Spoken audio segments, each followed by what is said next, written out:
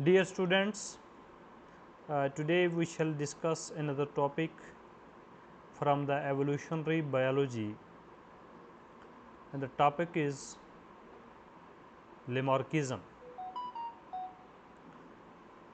Lamarckism, or you can say the Lamarck's theory of the inheritance of acquired characters. Introduction. Basically, various workers have tried to explain how evolution has taken place. That means, what was the mechanism by which very large number of species emerged that are present today on the face of the earth. So, scientists were behind finding out the mechanism of the formation of such a diverse type of species. The opinions of various scientists, however, differ on the way in which the existing species change into new species. Majority of the scientists believe that the species they change themselves and they form the new species, but how they change themselves, that point of difference exists among the opinions of various scientists. The most discussed theories about the evolution, that means how the new species have arisen, are the four theories which are discussed in the modern time, which is the one of them is Lamarckism, other is Darwinism, then the de Vries mutation theory, and the modern concept of evolution. Today we shall take the Lamarckism or the Lamarck's theory of inheritance of acquired characters. So, Marx stressed upon that individual acquire some characters during the lifetime which are inherited to the offspring. This theory was put forth by French biologists. So, Marx was a French biologist whose name was Chevalier de Lamarck, and he wrote this theory in his book Philosophie zoologique in 1809. Lamarck was a person who introduced the words biology, invertebrates and vertebrates, because he was well known for systematic studies of the animals. Lamarck, from his studies of systematics, was convinced enough that the species were not fixed. That means, all the species were not formed right at the time of the origin of the earth, but they evolved gradually from the pre-existing species by having modifications in them. His theory was not received well because fixity of the species was a very dominant concept among the scientists at that very point of time. They were believing that all the species were formed simultaneously at a time on the earth. That is why he was taunted by, he was ridiculed by a George Cuvier, a scientist who said you can get or lose an organ by merely wishing for it. So, this taunt was based upon his observation, the observation of the Lamarcks, that the Lamarcks have given in his theory. We shall try to understand in the coming slides that what do we mean by this, that you can get or lose an organ by merely wishing for it. So, this was some sort of taunt, that it means Cuvier was believing that you cannot do this thing, because the Lamarck was having a stress upon this, that you can acquire some character in the life and then you can inherit it. Lamarck's theory is based on three factors: new needs, acquisitions of characters, and inheritance of acquired characters. Let us look at the first step, new needs. So, Lamarck said variations in the environment of an organism creates a new need for adapting to change. else it will not survive. That means, it is a compulsion upon the organism, because the environment is changing, that it has to change to get itself adapt in its best way. Otherwise, if the organism will not change, it will not survive. The organism has to put in special efforts to fulfill its need. That means, to develop the characters which will help it to adapt. These efforts lead to change in the habits and behavior of the organism. That means, if the organism is putting its effort in order to adapt in the changing environment, it means the efforts will lead to the change in the habit and the behavior of the organism. These new habits evolved in order to adapt involve fresh or extensive use of certain organs. It means, in order to adapt in the changed environment, organism will use some new organs for new functions, or will use some organs in an extensive way, in a very large number, you can say, to perform various functions, and it will also disuse others, because if some organs are not useful in the change environment, then those organs will not be used by the organism. So, it will be extensive use and it will be disuse of others. So, this was the need, that in the change environment, organism were trying to adapt by putting some pressure on some certain organs of the body, according to Lamarck. And then how that acquisition of character is the next step, that characters are acquired by the organisms to meet the new needs. So, by putting the pressure on certain organs in order to adapt, then the characters in the organism will be acquired. They will be acquired either through innate tendency, or through use and disuse of organs, or through effect of environment. Let us see what are they. In the innate tendency, evolution, that is change in the species, occur by an innate tendency towards greater and greater complexity. That means, organisms have a tendency which is present in them, in their behavior, that they always try to achieve the perfection. So, this in order to achieve the perfections, they go towards the complexity. They start developing their habits from simple to complex in order to adapt in the environment. An organism attained perfection, they become better adapted. That means, if the organism will be successful in having the perfection, so it means this organism will be better adapted in the environment. Thus, Lamarck believed that evolution responded to organism's need. So, it is how that according to the need of the organism, organisms had tried to develop some characters. As a result, organism has achieved some perfection in that matter, and it gets itself better adapted. As a result, it responded to the evolution. That means, it changed over the period of time.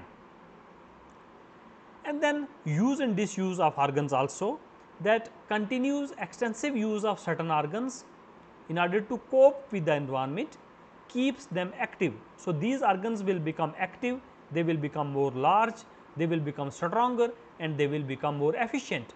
Whereas, if certain organs will not be used, they will become weaker, they will become smaller, and finally, they will disappear. Thus, by differential use and disuse, that means, some organs are being used extensively and some are put under disuse. So, differential use and disuse of various body parts during its lifetime, an organism would change to some extent and acquire some trait. So, during the lifetime, organism will continuously change. Some organ will be used extensively, some will not be used extensively. As a result, it will acquire some characteristic feature in its body. So, effect of environment is also one of the way in which it changes its character. Variation in the environment factors such as temperature, light, medium, that means either air or water in which the organism is living, food, pressure, humidity, wind, enemies, etc. All these are the factors of the environment which basically affect the living things in one way or other. As a result, they produce change in their bodies. So, in response to them, organism always change some characteristic feature of their body. So, all these three that we have discussed till now, that is, the first one was innate tendency, that is second one was use and disuse, third was effect of the environment. All they are helping the organisms to acquire certain characters. So, these changes brought about by any of the above way in an individual during its lifetime are called acquired characters. So, whatever the change the organism will have, that will be a sort of acquired character. Then inheritance of acquired character. So, once the acquired characters are developed in an organism, in order to adopt the organism in the environment at its best, the characters are acquired, and according to Lamarck, these acquired characters are transmitted to the next generation by the inheritance. So, in every generation, then in the next generation also fresh characters will be acquired by the individual. As a result, generation after generation, the characters acquired by the organisms in order to adopt the environment will accumulate in an organism to such an extent that it will the organism will change itself to such an extent that it will become a new species, new one. After few generations, when you will compare this organism with the ancestor from which it started its journey, then both these organisms will be totally different, will be a totally different species. So, this was how that the Lamarck told that how the inheritance of acquired characters are there in order to evolve a new species. Let us take an example. According to Lamarck, giraffe has evolved from a deer like ancestor. So, the deer like ancestor was having small neck and small forelimb, whereas you know the giraffe at present, it is having a very long neck and very long forelimb. So, it was having a very small ancestor. The ancestor happened to live in a barren place, but where it was living? In a barren place where only trees were there, and it has to take the leaves of the trees only. In making an effort to reach the leaves of the trees, it continuously stretches its neck and forelimb, because the leaves are present at the height. So, it continuously stretches its neck and the forelimb also. This resulted in slight elongation of these parts. So, as a result, in a lifetime, the organisms had developed some elongated parts. The increase acquired in one generation was transmitted to the next generation. So, it means if this individual has acquired this much length, it was transmitted to next generation again has tried. So, more elongation was there, again it was transmitted to the next generation. So, more elongation was there. This is how that the accumulation of the acquired character is there. This process after a number of generations produced the present day giraffe having a very long neck and very long forelimb also. So, this was then example given by the Lamarck that how the characters are acquired in order to adopt in the environment. So, here the adaptation was that the giraffe was trying to have the better adaptation to have the leaves from the greater height of the plants, because it was living on the barren land, no grass was present over there. Similarly, in the aquatic birds, ducks and swans are considered to have arisen from the terrestrial ancestors. The later, that means ducks had to go into water because their ancestors were terrestrial, they had to go into water for food. So, once they had to go into water, they spread their toes widely and stretched their skin at the bases in order to rest on water. As a result, they developed the web feet with the help of which they have adapted in the aquatic environment at their best. Then snakes also, like the ancestor of the snakes were lizard like reptiles, which were having forelimbs, which were having the limbs. These ancestors out of fear of the mammals, because mammals were larger and were more powerful. So, they started living in narrow cervices or holes. So, they were hiding themselves from the mammals. In this effort, they stretched their body in order to accommodate in the narrow space of the hole and did not use the limb, because inside the hole there was no use of the limbs. So, continuous stretching of the body made the lizard like ancestor into a longer and cylindrical body of the snakes that you are having today, and the permanent disuse of these limbs has resulted into the disappearance of the limbs in the snakes. Now, this was the examples from the Lamarck's theory and the Lamarck's observation, but there is a criticism on the theory of the Lamarck also. The first two factors of the Lamarck, that need and the acquisition of the characters are universally correct, but the third character, that the acquired character in the life is inherited to the next generation, is a doubtful, is disputable. So, there are evidences both against the Lamarckism as well as in favor of the Lamarckism. Let us see evidences against the Lamarckism. Weizmann theory of germplasm in 1892 was a great evidence against the Lamarckism. The Weizmann said that there are two types of cell in the body, germ cells and the somatic cells.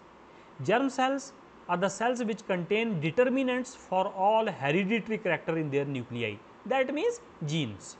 Here determinants means genes, and the somatic cells, they harbor in their nuclei only the characters of a particular organs. So, because you know the germ cells, they are present in the gonads only, and the rest of the body is made up of the somatic cells. The environment in the environment, use and disuse of organs affect the somatic cell only. Say for example, in the giraffe, it was lengthening of the neck. So, neck is not having the germ cell present in it, it is having only the somatic cell. So, they have no influence on the germ cell are present in the gonads. So, the somatic cells are mortal, because they will perish with the death of the individual, they will not contribute anything in the next generation. Say for example, the cells of the neck has no role to play in the next generation, so does the acquired character. That means, if the organism, the giraffe has acquired a character of elongation of the neck, but this character in the neck will perish with the death of the individual, because the cells of the neck will not contribute in the formation of the sperm and the egg and the continuity of the new generation. It therefore follows that acquired character are not inherited, because they are produced by environment and not by the genes. So, this is the against the Weizmann theory is against the viewpoint of the Lamarck, that the acquired characters are inherited.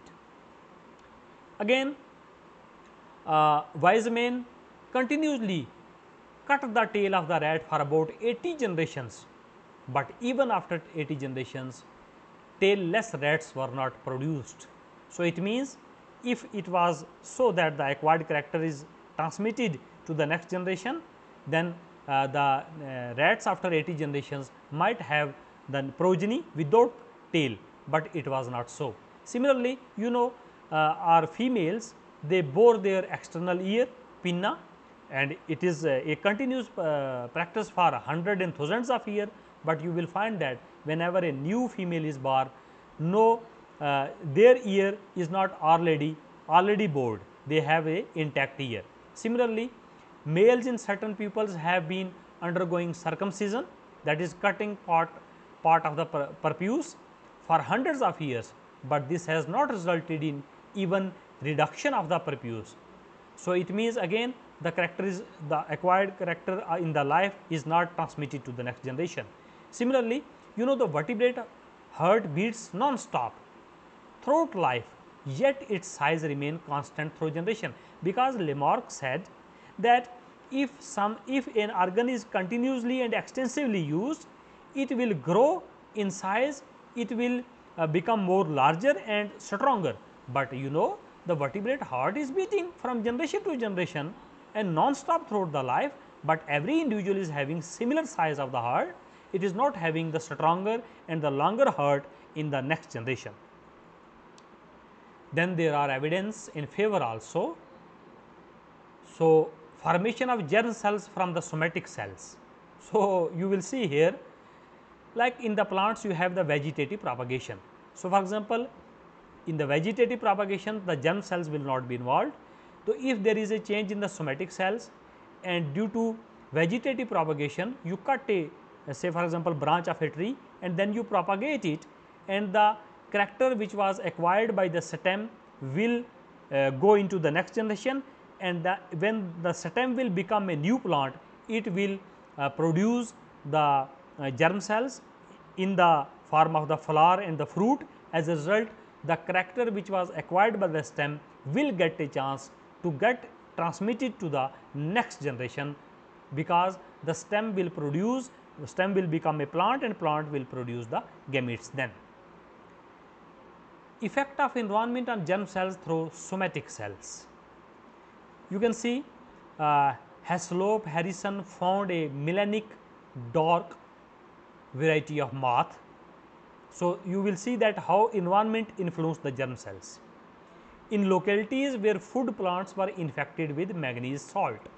So, because these plants were present near the industrial smoke, from the industrial smoke manganese was coming out, this manganese was depositing on the plant. As a result, the moth which was feeding on this plant was having dark color also. So, this scientist fed the pale variety of the moth with these plants which were coated with the manganese, and he found that after few generation the pale variety turned into the black variety or the dark variety. So, it means the environment brings change in the genetic or the you can say the germ plasm of the organism also. These melanic moth bred true, and when these melanic moth were bred, they gave the melanic progeny. So, it means the character the environment has influenced the germ cells, as a result the character was transmitted to the offspring. Conclusion is that Lamarckism does not provide a satisfactory mechanism for evolution, because there are significant evidences, there are sufficient number of evidence against it, but Lamarck's theory is important because Lamarck's contribution is that he popularized the concept of evolution, because earlier it was a very prominent and very dominant concept was there, that all the organisms were fixed, they have not evolved, they were fixed right at the time of the evolution of the at the origin of the earth. So, by having some concept, he popularized the concept of the evolutions. He made biologists look for the mechanism for organic evolution. So, if his third point was not correct, say for example, the inheritance of acquired character, but even then it was he who made the biologist to look into the mechanism, that what is the mechanism. So, he brought a concept that there is a mechanism. He emphasized that adaptation to the environment is a primary product of evolution. So, primary product of evolution means that whenever an organism try to adapt in the environment, so it will evolve to some extent. As a result, the organism will change itself, and this change will bring to the formation of the new species. Satisfactory, he explained the existence of vestigial organ. So, obviously, his disuse concept was very good, because it is the disuse of the organs, that the some organs in the organisms become vestigial organ, that is they are of no use. Say for example, the vermiform appendix in our body is present, which was very much you can say active organ during our ancestors who were feeding on the plants directly, but because we are not feeding directly on the plants. So, here the this vermiform appendix, because of its disuse has become the vestigial organ. It is of no use in our body. So, this is the conclusion about the Lamarck's. Thanks. This is all about the Lamarck's and his theory of inheritance of acquired characters.